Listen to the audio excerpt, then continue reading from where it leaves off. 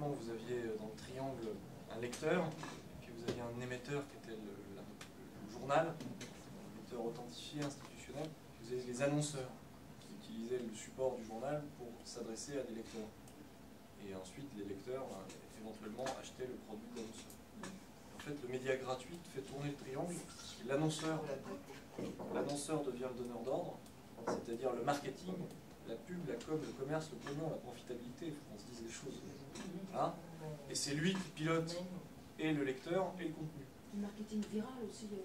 Alors, en fait, le rêve, donc, c'est cette idée de pouvoir connaître les gens parce qu'eux-mêmes ont intérêt à se déclarer le plus précisément possible ce qu'ils aiment faire, etc. Donc, le rêve de tout marketeur, c'est de savoir qui sont les gens qui aiment la pêche à la mouche de plus de 50 ans habitant à moins de 20 km de Lyon.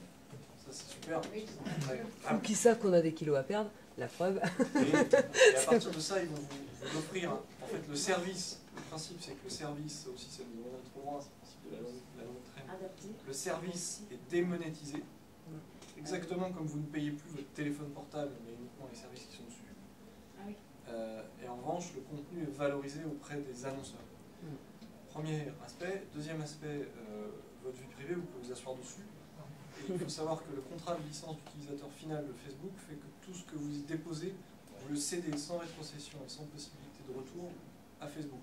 Mais au nom de quoi ils déclarent que ça leur appartient? Au nom du droit américain de la propriété intellectuelle, qui fait que quand vous ouvrez un compte Facebook, vous, à un moment donné, vous allez cocher une case qui va être j'accepte de respecter les conditions d'utilisation, ça s'appelle les CLUF, les contrats de licence d'utilisateur final.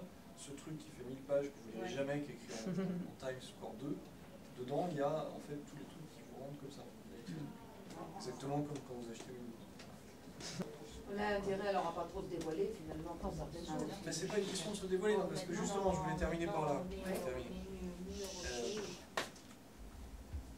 Moi je pense qu'il ne faut pas qu'on sorte d'ici en se disant que le Web 2 est une affaire de marketeurs et de salauds qui font du pognon en nous vendant de la pub. Je vais vous prendre un exemple qui n'a rien à voir pour vous montrer qu'il y a beaucoup d'utilité.